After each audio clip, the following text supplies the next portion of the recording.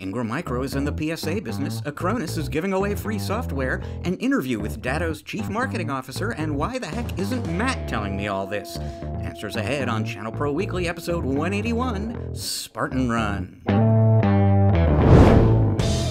And hello everybody, welcome to episode 181 of ChannelPro Weekly, a podcast for you. Assuming you are an MSP, an MSSP, a VAR, an integrator, a system builder. Basically, if you are delivering IT services to an SMB, you are in the right place. Now, if you are somebody who doesn't do that, but just likes hanging out with people who provide IT services to SMBs because it makes you look cool, you're welcome to join us as well. And who knows, you may even learn some things that help you actually become a channel pro yourself and an IT provider. So thank you very much for joining us. Now, the other thing that I can tell you about you in our audience here today is you are not, if you are a regular listener and or watcher of this program, you are not losing your mind because you're hearing a different voice than you're used to hearing. There is nothing wrong with your PC or your smartphone, your tablet, whatever you use to listen to the program. You're not having audio issues or internet connectivity issues. This isn't even an April Fool's prank, even though it is April 1st as we record the episode here today. No, what is happening is that the guy who would normally be speaking to you right now, my coworker, colleague, friend, Matt Whitlock, is taking a well-earned, well-deserved, much-needed vacation this week. And so I am driving the show in his absence. This is episode 181 of the show. We've been doing this for years. This is the very first time that I've actually had my two hands on the steering wheel, if you will, of this program. So I would just say to those of you listening right now, strap in, because I could drive this thing off a cliff at any minute. But the great news for you and your safety with that regard is I am not totally alone here. I have got a guest host with me. He has been a guest host on the program with us before. We saw him most recently, actually, at our big Christmas holiday gathering of past hosts. His name is Michael Goldstein. He is the CEO of LAN Infotech in sunny Florida. Michael, welcome back to ChannelPro Weekly. Welcome, and thank you for clarifying that I qualify to be listening and being on the show there. Absolutely, and to be co-hosting. Whereabouts? Refresh my memory. Whereabouts in Florida are you? So I am in sunny Fort Lauderdale, Florida. Very nice, very nice. So for folks who didn't catch the earlier episodes that you've been on, just tell them a little bit about you and your business and what you do. Sure. So we're a managed service provider. We have 24 employees, cover the large South Florida area. We're a managed Microsoft Gold partner. We have a very big vertical in the legal industry and the not-for-profit industry, helping anyone and everyone, where you partner with people all around the country and, just live and breathe IT. We love it. Fantastic. Well, part of we're going to be talking about some news coming up on the show, including a story about Ingram Micro, and part of why I asked you to join me on the show today is I know you as an Ingram Micro partner, and so you're going to have a perspective to share that on that particular story. But we're also going to be doing an interview segment with someone from Datto and a Datto partner. It kind of turns out, I didn't actually know this when I invited you, but you are a pretty hardcore Datto partner. And I have this long history of sort of coincidentally, luckily, inviting people onto the show as co-hosts who happen to be perfectly situated. So that works out really nicely. Here's another thing that did not anticipate on my side, just kismet or whatever, just kind of worked out. So earlier this week, I'm sorting through this big pile of audio. So my colleague, Joel Zadespinner, who is our associate publisher and vice president at ChannelPro, he has we call it a podcast. We don't actually distribute it through the podcast channels, but he has a program that he does called Voice of the Vendor, and he talks mostly to vendors, but sometimes to MSPs and other channel pros. And last week, he was out on the road as part of something called the Channel Strong Tour. And we'll circle back and explain what that is a little bit. But while Joe was on the road with Channel Strong, he was recording interviews. He sends all this audio to me so that I can kind of sort it all out and get it over to the people who will edit that into some shows that we'll be posting on channelpronetwork.com in the coming weeks. And all of a sudden, lo and behold, I'm listening to one of these interviews, and who is it with but Michael Goldstein of LAN Infotech. So for folks who are new to the whole, tell folks a little bit, what is Channel Strong, and in particular, what was your role in regards to this most recent sort of instance of Channel Strong? So it is kind of funny because I know Joel a long time, and he always jokes. I think he lives maybe 20 minutes from me, but we see more of each other at events on the road than we do at home. So it's just one of those interesting things. So Channel Strong is a collaboration of a lot of vendors. Pax8's one of the big ones that are out there, and their goal during the pandemic was to drive this rock star celebrity camper all over the country, meet with MSPs, network with MSPs, but more importantly, raise food for the local charities that are there. So we've gone out and we've committed to having the team come out to our office. We had to clear out with our landlord to have a big parking lot event that was out there. The team came down and they weren't lying. That was like a rock star, huge camper with a trailer up. They went out and set up tents. There were vendors like Pax8, Acronis, VoIP. I can't remember all of them because there were so many that was out there. They came out with giveaways. They invited local MSPs. They brought in food. And one of our charities was Broward Partnership for the Homeless. And the only fee was that if someone came, they had to bring at least 2 pieces of canned food to donate. So we took all of that. Everything was arranged by, MSP initiative that was out there in Channel Strong. And I think they started the week before in Plano, Texas. They drove across Texas through New Orleans, down through Tampa to Fort Lauderdale. Then they went from Fort Lauderdale to Orlando, Jacksonville, and I think they ended in Atlanta. So really, really great to network with our peers. Joel drove around. Joel had, big banners on his car. He brought some press that was out there, and it really was great. We had all of our employees out there. I got to see some, I won't even call them competitors, people from our MSP market in South Florida. Some of them drove pretty far to come out there and network and for a good cause. I should say right up front, I love everything about the whole Channel Strong phenomenon. So this is something that was introduced in 2020. And I'll quickly, just before I forget, I mean, the lineup of sponsors, of vendors involved in Channel Strong Tours has shifted a little bit each time it's happened. But you mentioned VoIP. I think they really played the instrumental role in sort of conceiving of and organizing this whole thing. But Pax8, Compliancy Group, Acronis, Zorus, Nerdio, I know I'm missing one. Snome, a company I'm not even very familiar with, was a part of this. So apologies to any Rocket Cyber, I think was part of this. Cyber was there, yep. Yeah. So apologies to any sponsors. Nail Protector. Which one? Nail Protector. Okay. I didn't see that one on the list. That's awesome.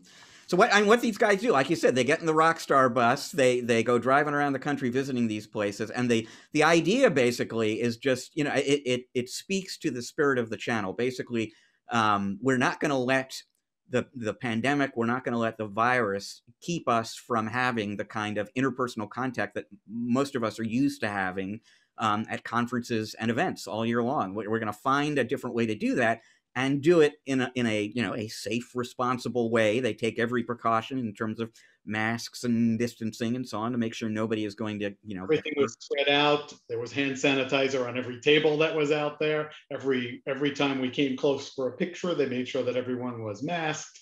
That was there. There was a musician. There was a guy playing guitar. It was, before you knew it, time was over, and we were like, wow, they had to get on the road again. So you're right. They took every precaution that was there. It was outside, and provided food. The food truck was even further away. So if people felt uncomfortable taking their mask off to eat with other people, it was spread out enough. And of course, you had great guys like Joel going out there for ChannelPro, coming out there and covering it.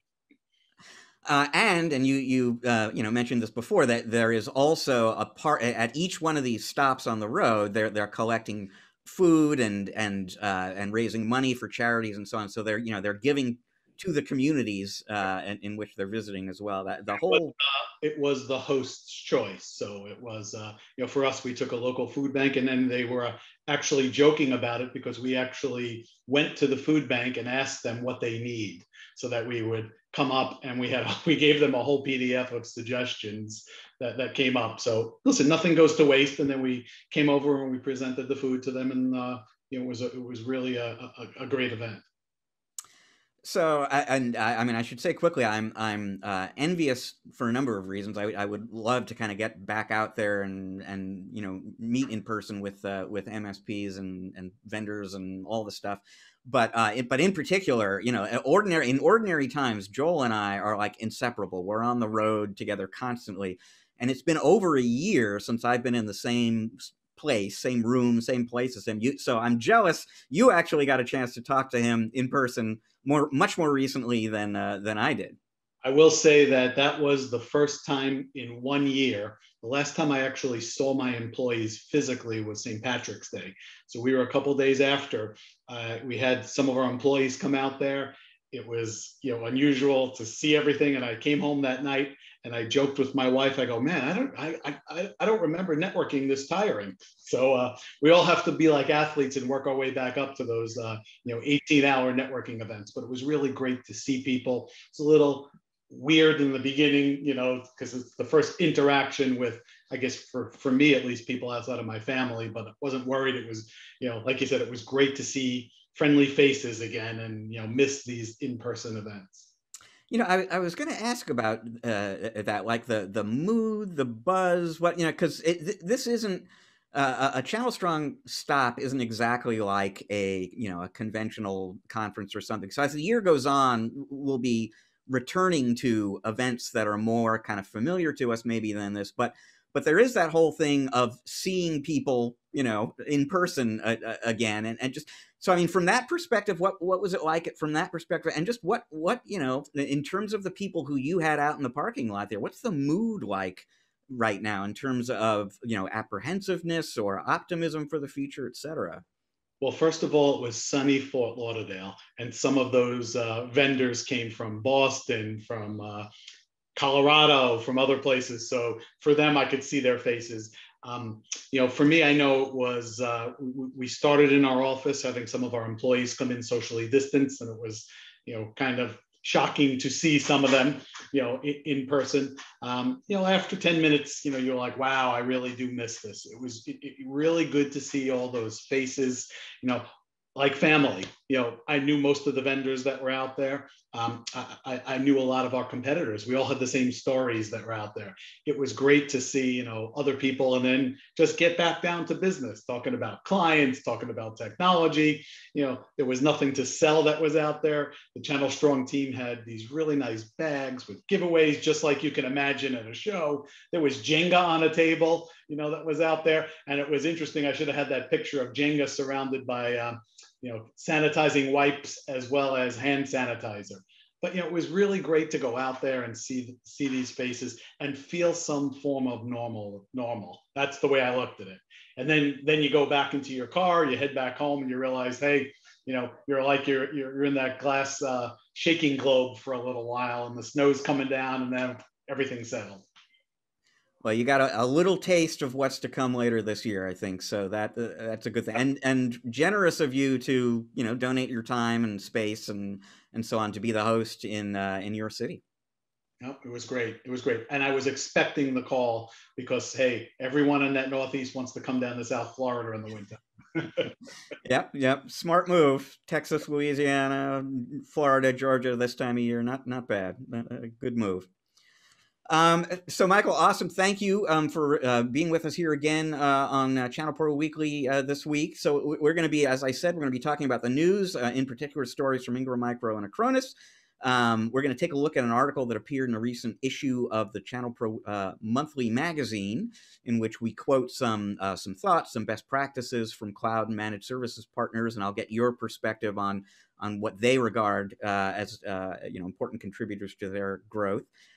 Then we will do that interview I was hinting at with Matt Richards, the CMO, Chief Marketing Officer at Datto, as well as a Datto partner named Mike Gelerter, who has a very interesting real-world case study that he's been involved in involving COVID-19 testing sites and networking. It would be an interesting story. And then after that, Michael, we are going to try something new now. And you did this with us actually before. The first time you were on the show, we played a game we like to do on the ChannelPro Weekly podcast called 5 Questions, where Matt and I fire away at our guest host or interview guest with 5 randomly selected questions that we come up with on the spot. The only rule Matt and I have is we can't plan the questions in advance. You have to just kind of wing it.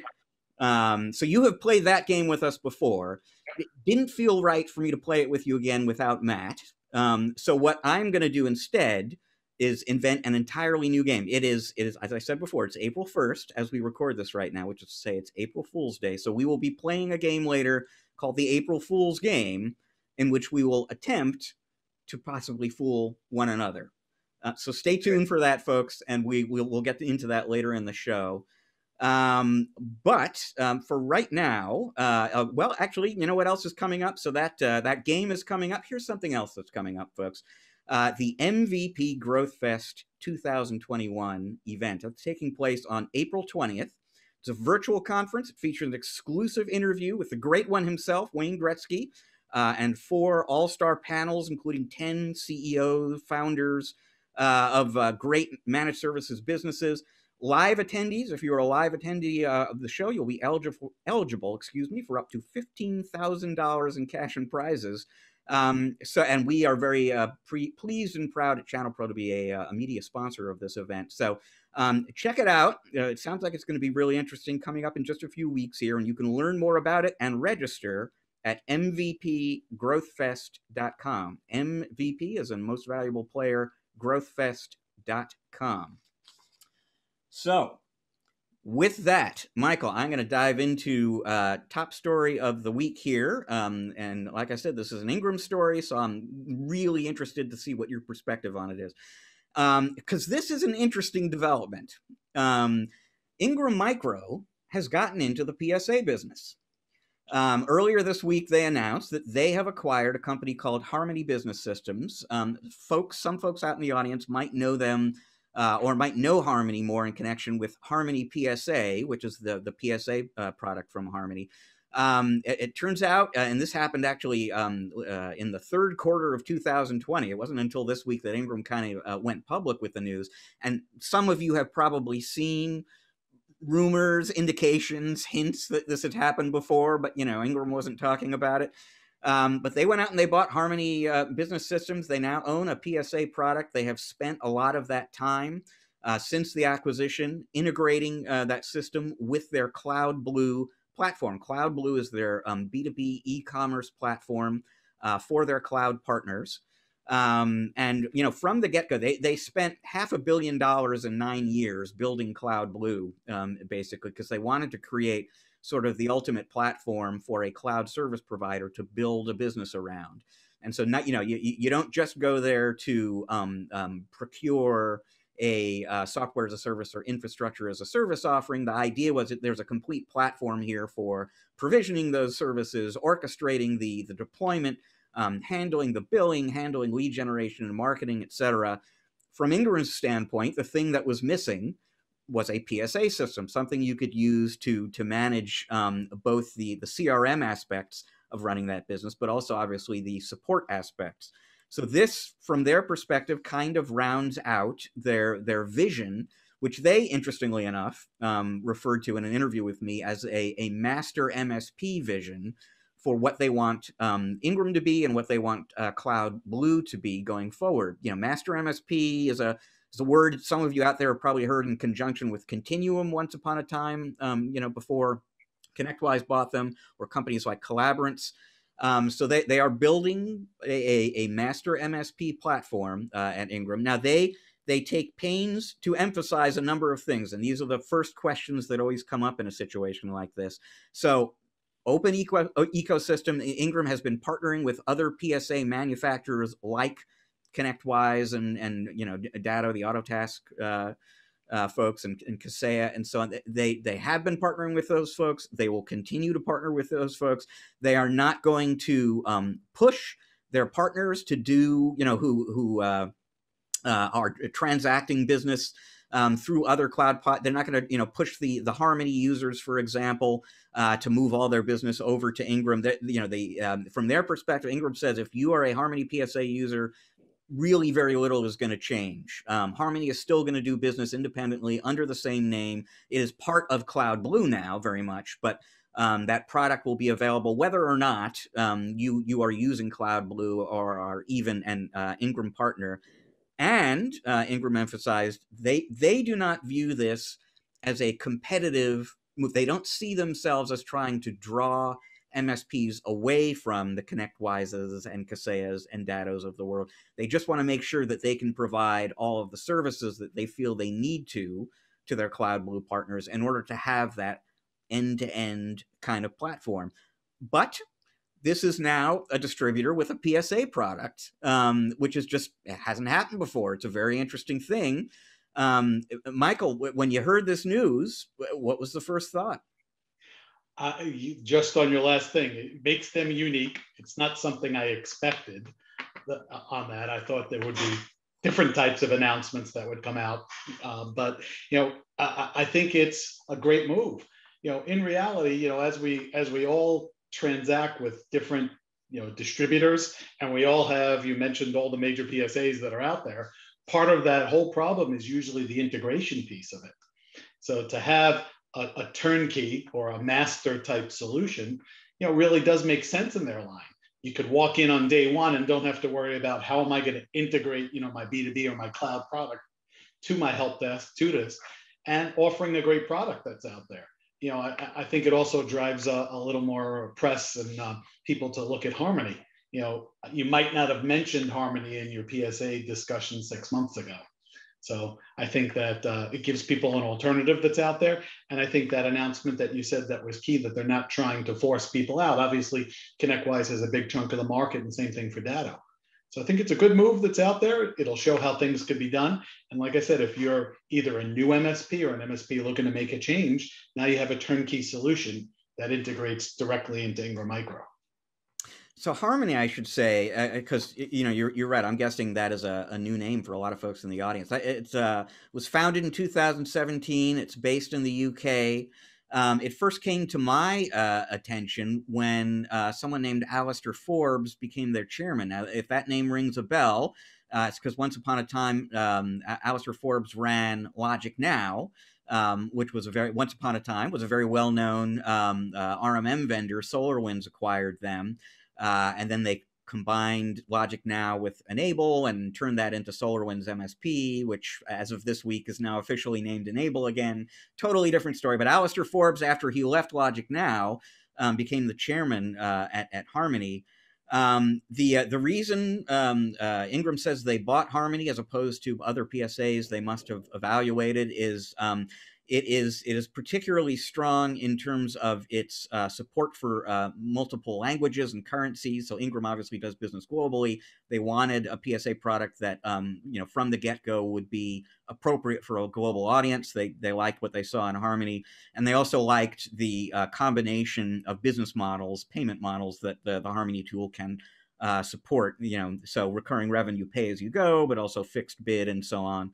And then you, Michael, you made a really critical point that I kind of skipped before, which is just, if you're wondering, if somebody listening to this now is wondering, okay, well, I have a PSA, now Ingram has a PSA as well. Why would I even what would be the advantage to me of using Harmony now? What Ingram says is, well, if you're doing a lot of business through Cloud Blue, our PSA product is going to integrate more closely with everything else we do in Cloud Blue than the other PSAs out there. And it's not like they're locking anybody out, but the other vendors out there will have access to API kinds of connections. Ingram obviously has the source code, and they can really kind of weave these things together very, very tightly. And so, from a lead generation standpoint, it's going to be a very clean, complete feed of leads into your PSA product if you're a Cloud Blue user using Harmony PSA. As well. The part that you mentioned is that it's first coming out now, but yet they had it for at least a quarter, which shows that they really thought this through and built those hooks to work on day one. So I think that that's definitely a big factor. Now, for somebody like you, Michael, you've got a PSA. You also do a lot of business with Ingram. I mean, does this make you think at all? Well, maybe I need two PSAs. Maybe I need to think about switching PSAs. I mean, how appealing is that integration Ingram is promising to you, and how does it maybe make you rethink your PSA strategy?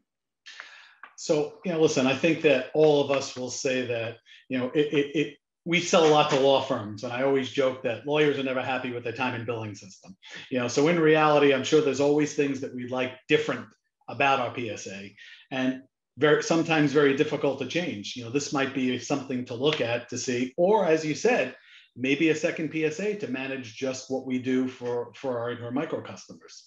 It all depends on cost. We have a chunk of data today. Part of the questions that I'm going to go back to Ingram, and I'm sure I'll see a demo, see those pieces, is, how do I tie back to, my other back-end systems so that we might have invested in. So again, sometimes it's a good time for you to go back and rethink your processes, because just because it works today doesn't mean that we're all doing it right. So I think it gives us a way to go back and reevaluate our own internal systems. And it does differentiate Ingram from the other vendors the other distributors that are out there, because many of them offer integrations, but I haven't heard of anyone that says, hey, we have a PSA that will solve, all of your, Ingram Micro Cloud Blue distributor type problems. So I think that's a great plus. How big a Cloud Blue user are you? We have some of our products that are in there. Some of our products are still direct. Again, in the world today, just with all the big vendors that we deal with, and I think just the world of what you just said, as anything changes in our little universe, we kind of have to look at what that next realm would be. So if we're direct with vendor A today, we don't know how long that'll be. So in reality, we've transacted some through Ingram, we've transacted some through other distributors just to spread our wealth and to see where the chips fall at that point, between the company mergers, between the name changes, between the product changes. It's hard to keep track of it. This PSA Cloud Blue thing sounds kind of interesting to us, because we do see a lot of these cloud SKUs consistently change. And if Ingram has the fast track on getting it to work with our internal systems, I think that's a great positive piece. I mean, how compelling is it, either just in absolute terms or maybe in relation to other cloud platforms from distributors or elsewhere out there that you might, do business with, potentially utilize? How compelling is it to have that PSA piece included in there, in addition to the stuff that, everybody kind of does, like provisioning and billing and so on? Listen, many of us use third-party in-betweens to go out there, or they might have a small programming team that built it. I mean, to have something that, you have one throat to choke, and if that thing doesn't come across, we know that someone else supports it, because it's just the typical thing. If you don't have internet in your house, is it the cable provider? Is it the wireless? Is it your firewall? I equate to the same thing here. It's supposed to work. They've had the team to develop it. And Ingram has been at the forefront of this for the longest time. They were the first, cloud marketplace that we dealt with. We kind of look at that, maybe this is their fourth or fifth rev, where maybe some of the other distributors are on, rev 1 or 2. So I think they really, I think this is a great little diamond in the rough that you might find when we're all shopping at this point, because we see in most of the cloud marketplaces, your margins within pennies of each other. It's the service that keeps you to stick with that marketplace. And now there's a unique value that Ingram's putting on the table that I don't think anyone else has. Well, it's going to be an interesting thing to keep an eye on, because I think there are going to be a lot of Ingram partners, in the same position as you, talking to Ingram about this, looking at demos and so on, and kind of thinking through what role does this system now play in my future and my business. And so, early days, Harmony PSA at Ingram, but it'll be a very interesting story to watch as it evolves and come back to. Definitely. With that, let's take a look at another news story from the week that I thought was interesting, and it involves licensing. Ordinarily licensing isn't necessarily the most fascinating topic, but I thought this licensing story was actually kind of interesting, and this concerns Acronis. Their name came up earlier on in connection to the Channel Strong tour.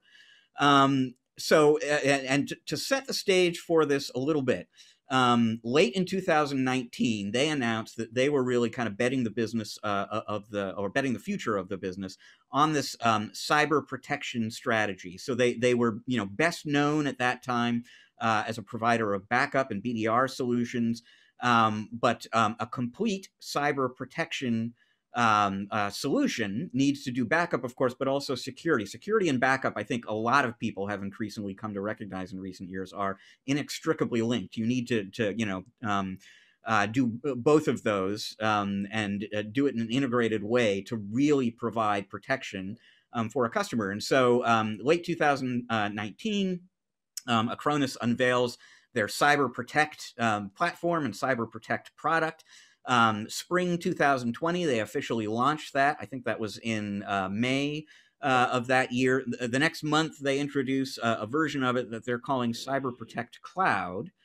And late in 2020, at an Acronis conference held mostly online, they announced that really Cyber Protect is really the future of the company. And so their Cyber Backup product had kind of a limited future. They weren't just going to kind of, shut the door and close it down, but they weren't going to be investing in R&D around cyber backup anymore. All of the backup functionality and the functionality previously found in a number of other Acronis products, that was all going to get rolled together into Cyber Protect. Acronis was going all in on Cyber Protect.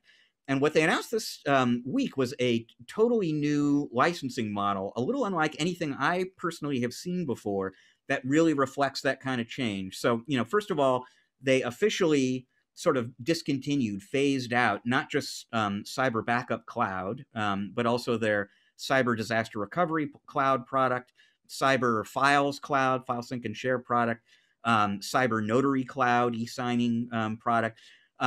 Those are no longer really being talked about at Acronis as standalone products. The functionality from all those systems lives on now as a part of Cyber Protect Cloud. Similarly, by the way, there are no other editions of Cyber Protect anymore, Cyber Protect Standard and so on. Everything becomes part of Cyber Protect Cloud. And the way that works is there is now a sort of foundation version of Cyber Protect Cloud that is more or less 100% free, meaning it comes with vulnerability assessment functionality, behavior-based endpoint protection, a centralized management console, backup for files, device images, applications, network shares. More. There's a whole bunch of features that you don't actually have to pay for. Now, if you are backing stuff up, you do have to pay for the storage capacity. If you're using the file sync and share feature, you've got to pay for the storage around that. If you're using the e-signature electronic notary functionality, you got to pay for that, all on a pay-as-you-go basis. But if the baseline functionality provided in Cyber Protect Cloud is really all you need, then beyond that those limited bits of pay-as-you-go stuff, you're getting the base product for free. Then what they have done is introduce a series of what they're calling advanced protection packs.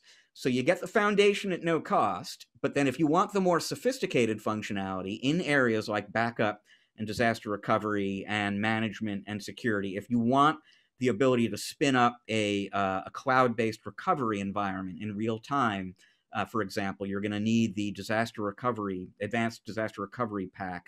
If you want to do continuous real-time updating of your backups, you're going to need the advanced backup pack. Those are all, that you pay for. The packs you pay for, in addition to the pay-as-you-go capacity, on top of the free product.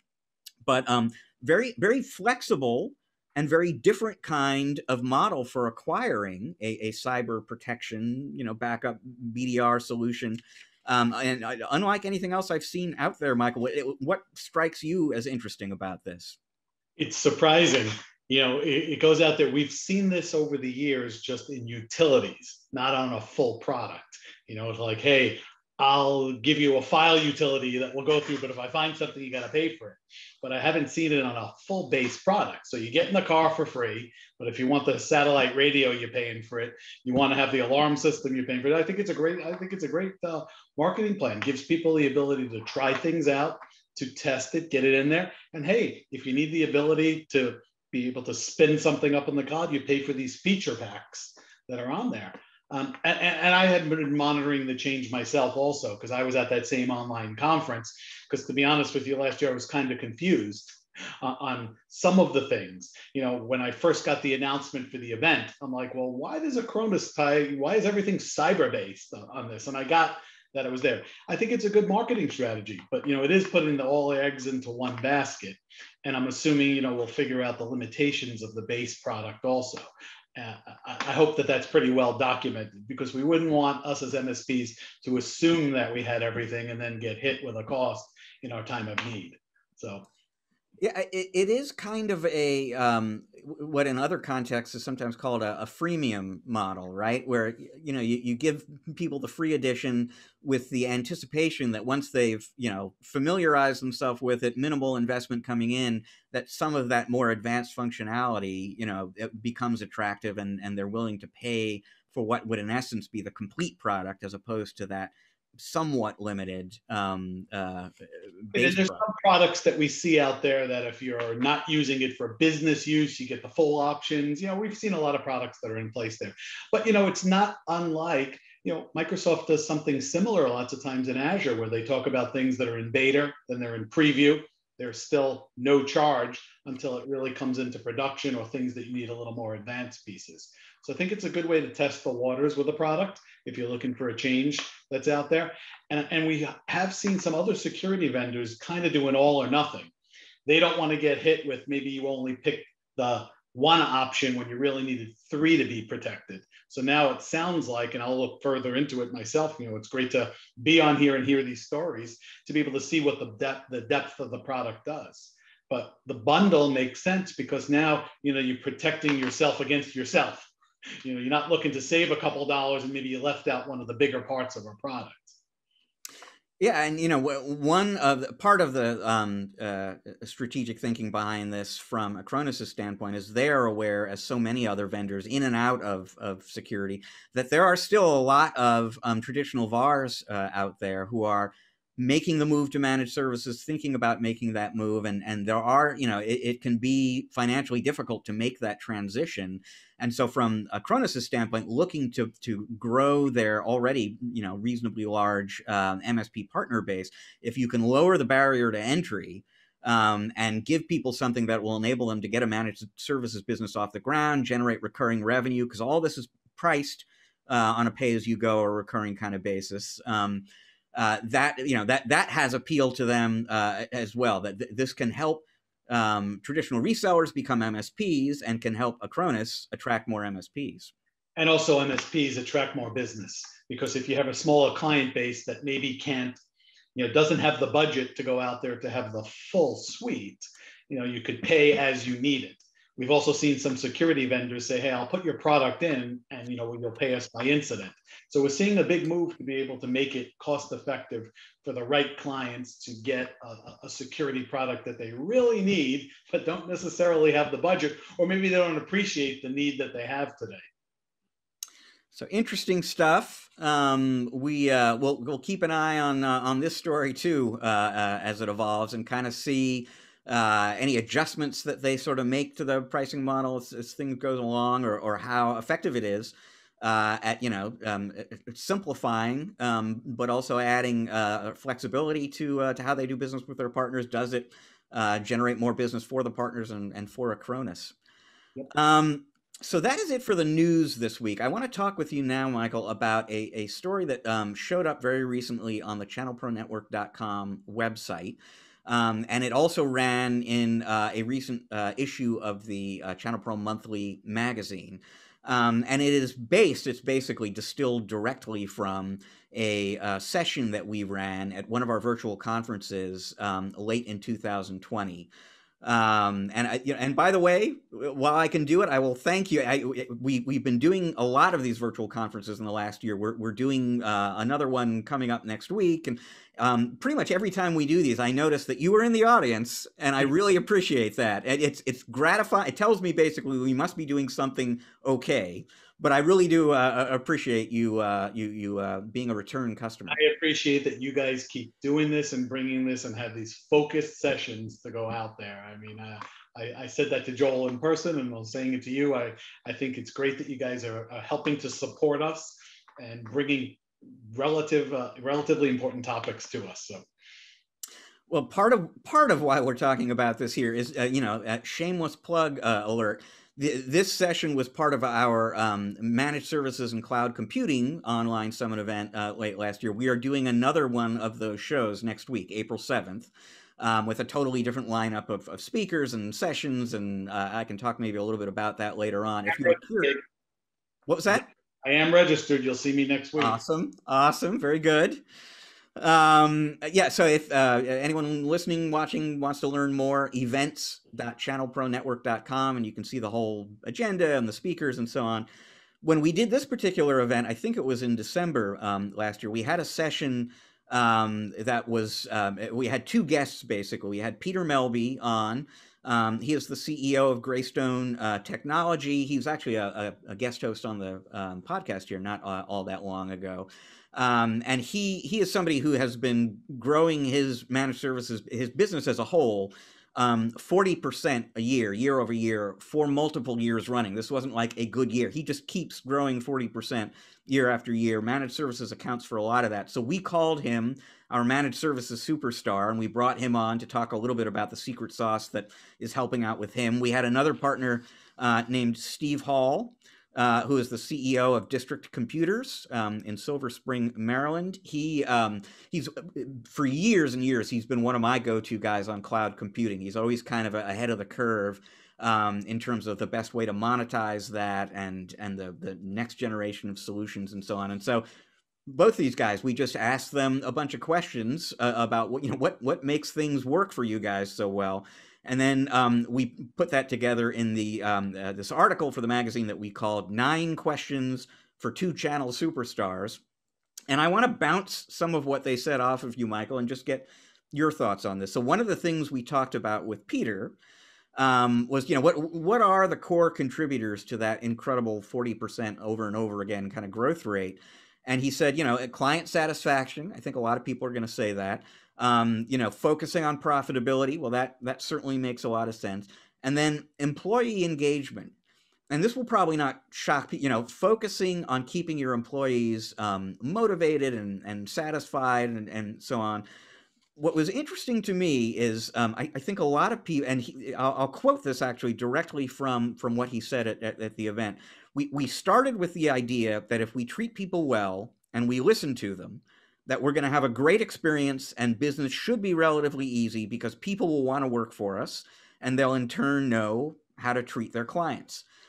And I think that is kind of a commonly held position out in the channel. If we treat people well and we give them good benefits and we have, a kegger in the office on Friday and so on, then they're going to be happy being here and they're going to take good care of the customers.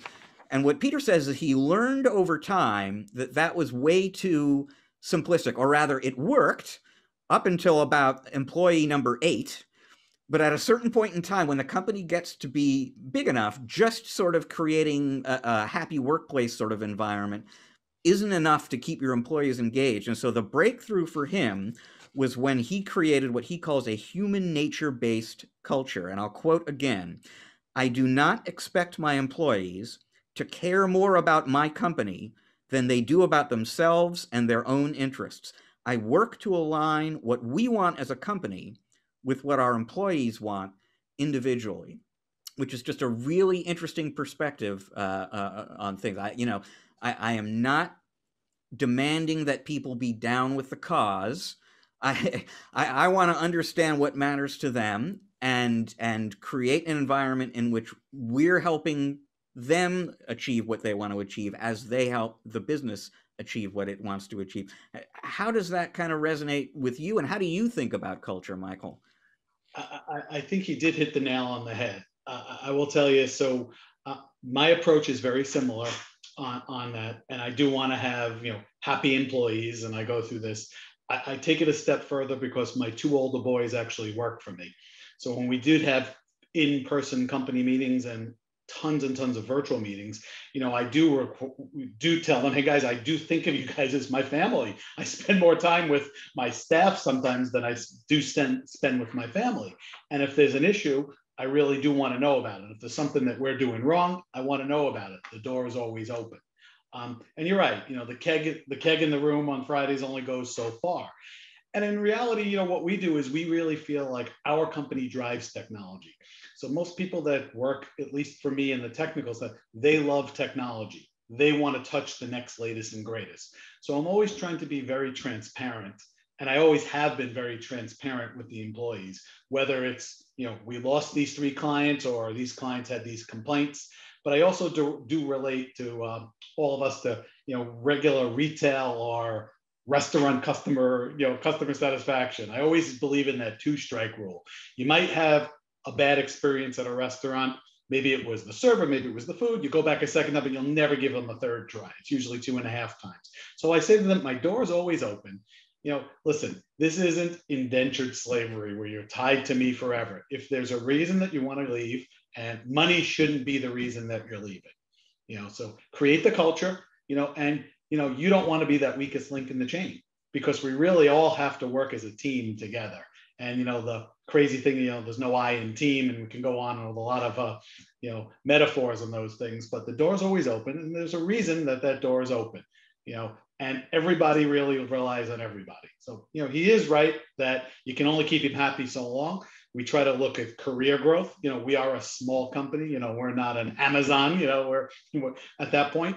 But, technology should be that driving factor. And I want them to see that I care. I care about every little client and every little thing that goes out there. And they should care as much. And if not, let me know why. I'm curious about, you mentioned career growth, and that's something that always interests me. I think years and years and years ago, I worked at Microsoft. And one of the challenges Microsoft always ran into was you've got these brilliant developers and programmers, and you want to keep them employed there at the company and keep them happy working there. But like, what is the career path? They want to program. That's what they love to do. So how do you sort of promote somebody, reward them for good work without taking them out of the job that they, love to do and are there to do in the first place? It's got to be a similar thing for somebody like yourself with a technician or an engineer and so on. So, I mean, how do you help your employees grow their career without kind of forcing them out of maybe the job they want? So I guess, for my MSP, you kind of break the tech staff up into really 3 buckets. You have help desk at the tier where help desk is help desk. We have a project team, but in between, we kind of joke, with today being opening day in baseball, we call them switch hitters. Those are the guys that like to be out on the road, like to be doing different places. Whereas the help desk guys, there's general help desk guys that, treat their cubicle like it's their living room, on there. So really it's the tasks that we do. As we early got on to Office 365, we picked groups of people to be trained on that. They had the higher level tasks. They got their hands on some newer technology that's out there. As Microsoft Azure came into place, or maybe new versions of security software, or maybe a new PSA that we spoke about, something at that end of it, we give them specific projects depending on where they fit. When we rolled out, we're testing a new security product that's out. We picked a couple people from each team so that even though you're in that help desk bucket, you feel like you're contributing to everything else by putting your input in how this will affect your day-to-day and clients. So it's really rewarding with different functions from within that team. Maybe it's technology or products that were going on. Maybe it's, someone now evaluates all our firewalls. It's something that has to make them feel good about what they're doing, but yet still keeping their job. So I want to bring up, we talked about something that Peter Melby discussed in that session. But we also had a very interesting conversation with Steve Hall, and there was something in particular he touched on that always interests me. It's like the career growth thing. I just always interested to hear how a particular company handles this. We asked him at one point about standardizing on one cloud platform, and he is a believer in that, and he is standardized on the Microsoft cloud platform. But then the question came up: what happens if the customer doesn't want to standardize on something that you have standardized on? I'll quote again. Here's what he said when we asked about that. He said, we look at those, and when the customer is lucrative enough, I'll be honest, when it makes enough sense for us to take on a new challenge or a new technology, we will absolutely make the adjustment for that customer. Every time you step outside of your standard offerings, there is a sort of profitability hit you're taking. But if you refuse to adjust, then there's that issue: am I going to alienate or lose a customer? It's a really difficult kind of conundrum. How do you deal with how much standardization do you insist on, and how do you deal with exceptions? So, going to events like next week's event, we're always, I'm trying to expose myself to all different types of technology that are out there and try to figure out that path. But even if you say, hey, I'm standardizing on Microsoft 365, last time I looked, and I'll just pick a number, it has to be 200 SKUs. So whether you're doing business standard, business premium, there's almost no way to fully standardize, in my opinion. Microsoft isn't really just Microsoft on that side of it. So, I think that you take that other anecdote of, if I'm not offering it, maybe my competitor is. So we try to pride ourselves on forwardly thinking, looking at some of the newer technology, or call it the newer offerings on the same platform. And you're right, you do take a hit. And that's part of some of the rewards, where a team has to go out, evaluate it. We might find a need for a customer. You take some time hits on it, but you might realize that, hey, this is the way to go. So I think that we can never be fully standardized, just because, especially in cloud, it could change every day. All right. Thank you, Michael. Interesting perspectives on that. Topics that can be discussed infinitely with every different partner. Everyone has their own kind of take on these particular challenges. But with that, I think we are going to move on to the next portion of our show, because we have got a tremendous interview coming up for you with Matt Richards, Chief Marketing Officer at Datto, and Mike Gelerter, CEO of OC Technical Doctor, an MSP and solution provider in Southern California. They're going to be talking about a real-world case study that touches upon the coronavirus pandemic and some other matters. So stick around, folks. We're going to be right back with that interview.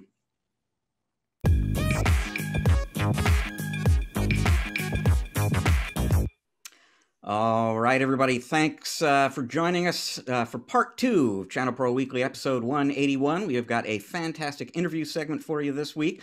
We're going to be talking to not one, but 2 people about a very interesting coronavirus-related case study, and just kind of what's going on out there in the managed services market in general right now. They are Matt Richards, who is the Chief Marketing Officer at Datto, and Mike Gelerter, who is CEO of OC Tech Doctor, an MSP in Southern California. Gentlemen, thanks for joining us. Oh, thank you for having us. Mike, I will start with you. Tell folks a little bit about yourself and your company. Sure, of course. My name's Mike Gelerter. I'm actually the owner of OC Tech Doctor. We've been in business for about 10 years. Prior to that, we were HB Geeks. We ran HB Geeks for about 5 years before that. We kind of had just a name change because we wanted to kind of encompass more of Orange County versus just Huntington Beach. So we basically take care of small to medium businesses throughout Southern California. Of course, we're an MSP. We basically provide all of their equipment, provide any of their services. We honestly love what we do and stuff. I personally have a passion for IT. I more or less have a passion for just helping people out and basically fulfilling those needs or fixing those issues that they're having and stuff. I personally have dedicated a lot of my life over the past 27 years to being a an IT guy, and basically making sure that our customers are taken care of properly. And I pride myself on making sure that myself and my crew actually have that same type of mentality every time that we go out to a job. And that's the one thing we love about it, is to come back from our day and basically have those people with those wonderful experiences with us, and us be basically coming in and basically getting their stuff all fixed up for them and giving them that warm, fuzzy feeling that everything's protected, it's just one of the things I really love about that job, about IT in general and stuff. Fantastic. Now, this is your first time on the podcast, so this will be new information to you. But ordinarily, I have a co-host, Matt Whitlock, on the show with me, and I'm the guy who asks all the like serious, industry questions, and he asks all the really interesting, fun questions. So I'm gonna do on his behalf. I'm gonna note, mostly for the people who are listening on audio as opposed to the video audience, I'm seeing a whole bunch of medals on the wall behind you, and I'm curious what those are for. Yes. So basically I'm an avid, I do a lot of mud runs. So I do a lot of mud runs. I've done Spartan races. A couple of my medals that I have, I've done races that were designed by Navy SEALs. It's actually my happy place, as weird as it may be. Some people like to go to Disneyland. I like to do crazy runs and stuff. That's what I love to do. And, I think the one thing I really love about the runs is just the camaraderie of the people on the runs. We're all there for the same purpose, to get across the finish line. It's just wonderful to meet people and help them out through different obstacles who you've never met before. It's just a wonderful environment. And so I've done probably close to 27 runs, I would say, like that. Anywhere from between a 5K all the way up to about 12K, I would say. So that is amazing. That is exhausting, even just listening to that. But, Thank you. Yeah, and these are obstacle courses, right? So it's not just a 5K, 10K run. You're climbing walls and the rest of it. Yes, barbed wire. Yeah, so we're sometimes basically doing army crawls, almost the size of a football field underneath barbed wire. Unfortunately, if you pick your butt up a little bit, you're gonna get zapped a little bit by the barbed wire. There's all different, there's some stuff that's a little dangerous than others, but a lot of it is just mentally pushing yourself to the breaking point in a way and stuff. And I kind of personally love that, because I feel like it increases my ability to basically be able to manage any mental stress and stuff. So that's one reason why I love doing it and stuff. And I love being part of a team and going out there and just getting it done. All right. Really, really interesting. So Matt, before you tell us about your most recent mud run, why don't you tell folks in the audience a little bit about who you are and what you do at Datto? Oh, for sure. First, I have to say, I'm the one who goes to Disney World, but then runs the half marathons. So Nice. Nothing like crawling through the mud and the barbed wire, but at least I've got that and my dusty treadmill. Hi, I'm a chief marketing officer at Datto.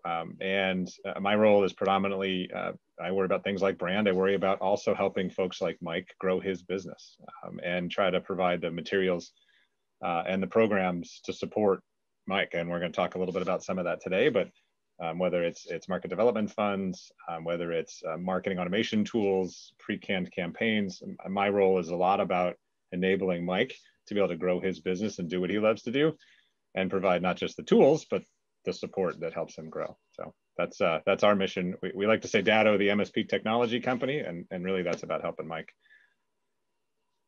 And what do you do if it's not mud runs, which it isn't for me? What do you like to do when you're not doing the CMO job at Datto? Yeah, water. I like to be on the water, whether it's a lake, a river, the ocean, sailing, fishing. I'm a huge fan of the water. Nice. So I will do just about anything to skipper a sailboat anywhere in the world, or to head offshore to do a little deep sea fishing or bass fishing on the river with my kids. Either way. Are you in the Norwalk area? I'm actually just outside of Boston. We have an office in Boston for Datto, and I'm fortunate enough to have great sailing grounds and great fishing grounds, but they're they are a little ways away. I'm just west of Boston, so I'm a little landlocked where I am. All right.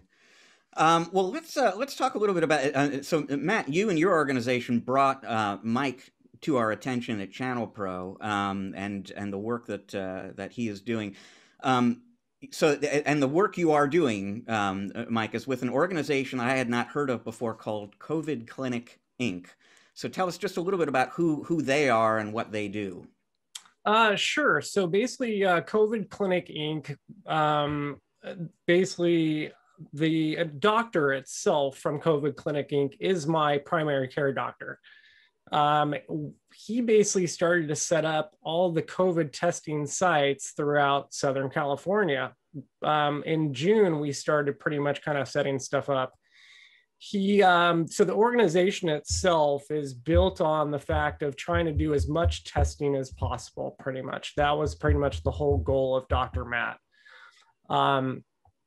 He started basically just setting up one center here. All of a sudden, he started setting up multiple centers. So overall, COVID Clinic is not only doing testing, but they're also doing clinical trials. There's a lot of data that they're actually taking and using for the clinical trials itself. Basically, they would set up areas in parking lots, basically do the testing itself is pretty much what COVID Clinic was mainly doing. They still are actively still doing the testing and stuff as of right now.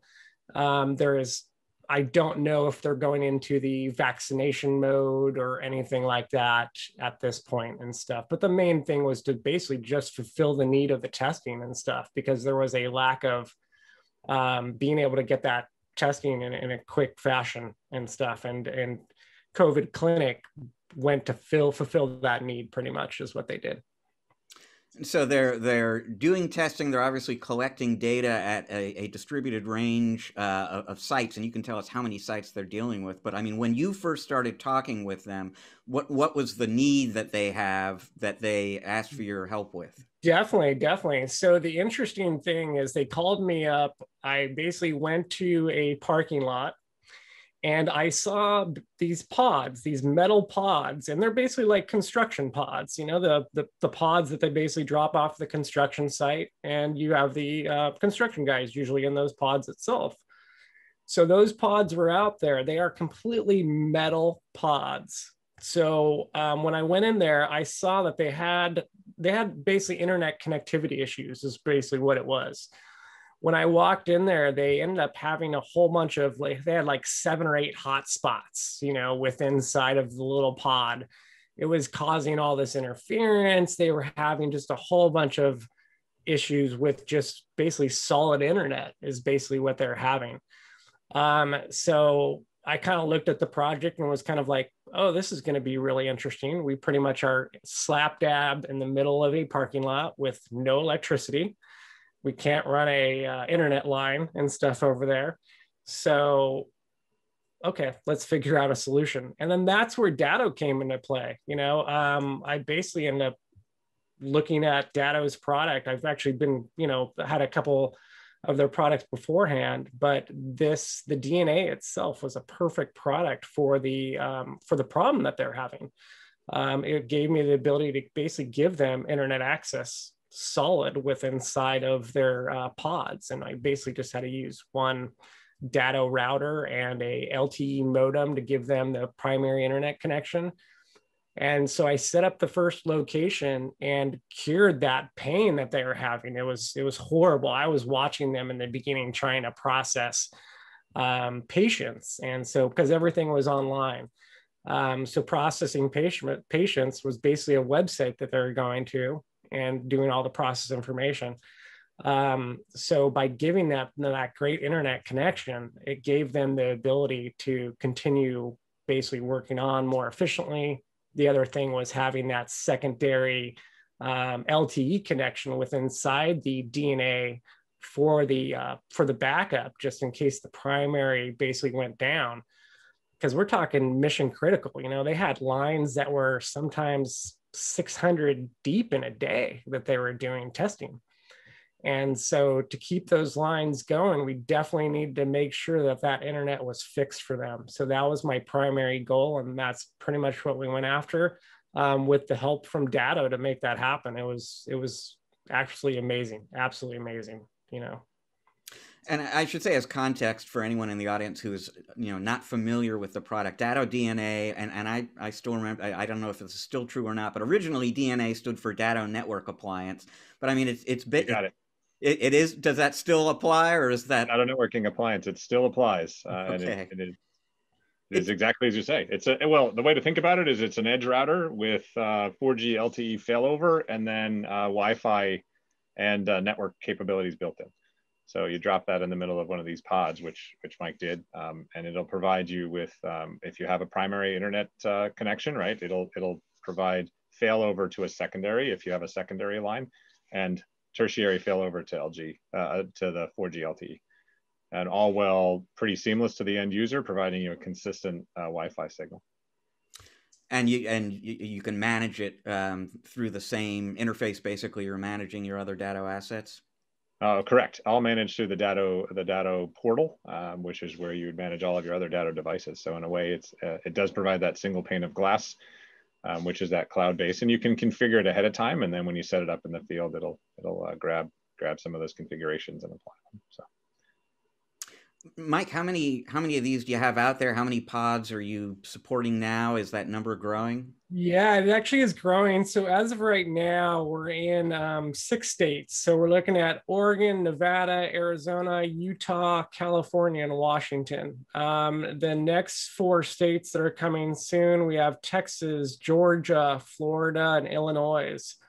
As of right now, we have about 80 sites that are actually doing testing as of right now. Within those 80 sites, you can have anywhere between 3 to 6 pods, for example, within a site, because you have your first run of pods that are basically the registration. Your next run of pods is going to basically be your testing. Your following set of pods after that is your results area and stuff. So because they are literally just big tin cans. So we stuck a DNA in each one of those is what we did in order to make sure that we got good connectivity with inside of each pod. Were there any, I mean, the primary reason you were helping them out there is to get them stronger internet connectivity and to get that LTE failover in there so that it's more consistent and so on. Did you run into any sort of implementation challenges or surprises as you were actually rolling this thing out? You know what? We didn't actually with the LTE failover or anything like that. The challenges that we had were much different. We ended up having, we had generators running, so that was our electricity. So we'd have more like electrical related issues and things like that. But nothing really ever related to the DNA or the failover. We actually did have multiple times where it did have to do failover. And it actually was very seamless every single time. And to be honest with you, a lot of these devices ended up kind of getting beat up because of the fact that they were sometimes physically on a desk. I personally would mount a lot of them. Some of them got implemented where they were just on a desk. They would get like tossed over and hit the ground. And so we'd not only have like physical stuff getting dropped, we'd have electrical problems, but these things literally took a beating from these people and stuff, which I was very impressed with, because usually hardware itself, you don't really have too much of a beating on hardware. You put it on the wall and no one ever touches it and it's fine. But in this case, we really tested the limits of the DNA product itself, as far as I'm concerned, because we kind of put it in the harshest environment, as from what I can tell. So it really held up the test of time and stuff for us so far. So I'm really impressed with it, to say the least. Hey, Mike, Michael Goldstein here. Yes. What were you using as primary internet inside the tin can? Yeah. Of course, of course. So basically what I ended up using is because I ended up using a Netgear LTE 4G modem is what I ended up using. And a lot of times I would extend an antenna outside of the pod itself to give it some better connectivity. So what I would do is I would actually use that as my primary. My primary was AT&T because we had a first responder type of package and stuff through them. So we did our primary as AT&T, and then we did our backup, our failover as Verizon on each of the DNAs and stuff. So that way we'd have two providers too, because my thing was like, okay, well, what if one provider has a problem, which we've actually seen recently in different places. So I always wanted to make sure I was always smart about having the correct backup in place. You know, this one fails, the next one. And yeah, we did have a couple times. I think we had once or twice where we had AT&T go out in an area or two, and then the Verizon took over perfectly fine and stuff without a skip of a beat. You know, I had maybe one call that was like, oh, it's, you know, they could tell maybe a change on one of them or whatever, just, you know, intermittent going from one to the other. But that was probably a second or two of that. That was probably the only time I ever got a call. How about connectivity inside the tin cans? I've had just regular office space problems just in regular offices. I can't imagine inside there. It was crazy. And then not only that, we had to get the signal outside of the tin can too, because we had these lanes that were next to the tin cans that people were driving through to get the testing. So they were out there sometimes with devices that they needed Wi-Fi connectivity. So a lot of times what I would do is I would stick a Datto AP62 on the outside of the pod. So I would run a cable basically to the outside of the pod from inside, slap that AP on the outside, give it an SSID name, you know, called outside or whatever. So that way they knew that one was the one to connect to when they're out there. And that actually really saved us, because trying to get connectivity outside of those tin cans was just it was fun. And those APs give you such range. You know, being in Datto Park, we have tons of those out there. I can't imagine, you know, you could have covered the whole parking lot with one. It was awesome. A lot of times we would stick one out of one of the pods and have it blast the whole entire parking lot. And you are definitely correct there. And we would basically pump that thing up as far as we could with the power. And yeah, those things. And then not only that, we had it on the outside of the pods. We had rain conditions. We had fires here in California. So literally all of our equipment got just serious beatings the whole time and stuff in one way or the other. And honestly, didn't have to replace. I had to replace, I think, one or two DNAs just because that was, someone decided to plug it basically directly in somewhere without a power strip, you know? So yeah, so that was the only time that things like that happened is someone actually literally did something dumb enough to kind of, excuse my language, but to fry it and stuff. So Matt, you have a new market now. You got to ruggedize. I know, right? Well, APs. The APs are dust and water resistant to be outside in exactly that condition, but the DNA is a little tough because it's like a little 8-core ARM processor. It's a pretty hefty machine. But Mike, look, I'm curious because I'm sure there's other MSPs listening on the phone, but you found this opportunity, and you capitalized on it, right? What would you say to another MSP that says, "Wow, that's actually really cool. This is a thing that matters to society, right in the middle of the news." And you found this opportunity and made it. Like, what would you give as advice to others and thinking about, hey, wow, how did he do that? Yeah, I happened to be at the right place at the right time. I think a lot of my whole entire career has basically just been being honest to people, you know what I mean? And I think, you know, once you're honest with people and people understand your integrity, that's where you get opportunity.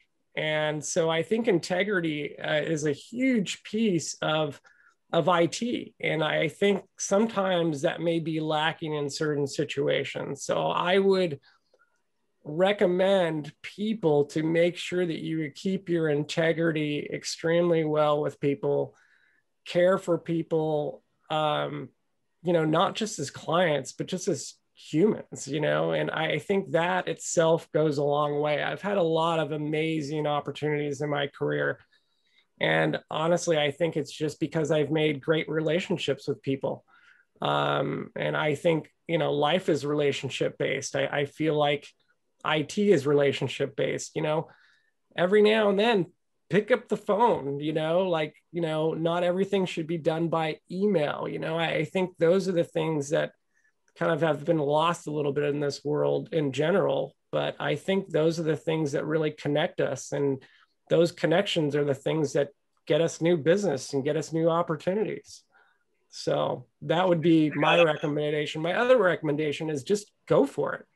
No guts, no glory, if you have an opportunity, trust me, I was scared. I was really scared to take on this project because I'm basically dealing with COVID, but at the same time too, I was like, you know what?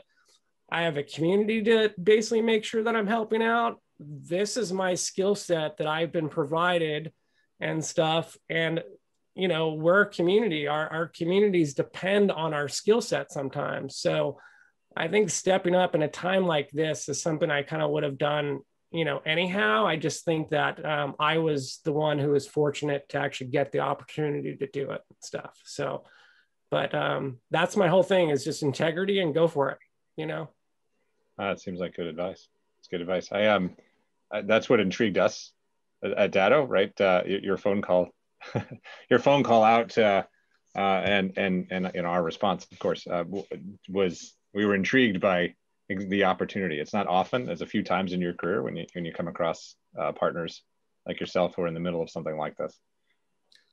This was, I honestly didn't think it would happen like this. I never thought it'd grow this big. The opportunity got pretty huge, pretty quick and stuff. And I was glad just to be that guy there. And the other thing that was nice too for us as a company, because of the money that the financial part of it over the past year, we were able to donate money to different people in the community and stuff, which was awesome and stuff. We were giving envelopes to different people with chunks of money in it and stuff like that. And, it not only was it, this whole thing turned into more community than anything for me and stuff. So it wasn't about just the financial opportunity, but we had the financial opportunity, but to see the people who didn't during this time, we had to make sure that was adjusted with inside of our company and stuff, that we were able to provide some of that money back to the community, which we definitely did. And we're very happy that we did that and stuff. So, so with opportunity also comes responsibility. So I think too, if you do end up having an opportunity like this and other people may need your help throughout it, I think that's also your responsibility to do. Matt, from your point of view, what are maybe the larger lessons, the takeaways from Mike's story for the MSPs in our audience? What really, aside from the fact that this is obviously a very timely story, what really kind of struck you as especially relevant about it? My side, sitting as Datto broadly, talk to us. We've built Datto over many years, building that ground level relationship. I mean, Mike, your rep Brandon was part and parcel to exactly how we were able to support you. So reaching out and working with your vendors, talk to them. If you have an opportunity like this and you're curious about being able to take advantage of it, talk to your vendors. And in our case, that was where all of this started. And then we put together our COVID relief task force to actually drive behind Mike and help make sure that he got what he needed in a timely fashion, and that issues were resolved quickly, that we were able to build the devices and get them out to Mike fast enough, and that we were able to line everything up exactly on your timeline. I mean, to me, we would have had to stop me from doing it. because it's such an amazing opportunity to help out the community that you live in. And that's our role as a vendor, is to help you be successful in that community you live in and to help you grow your business. And the way we think about it, if you're successful and grow, we grow. Done. But what's interesting and unique here was that we wouldn't have known if you hadn't told us. We wouldn't have been able to help you if you hadn't called and reached out and asked. And so what I would say to any MSP listening on the phone is reach out to your vendor. All of the platitudes in marketing go away. Sorry, I'm the marketing guy, but I'm going to say that. When you call with an opportunity and you're that little bit nervous and you wonder if you can do it, and we'll help you.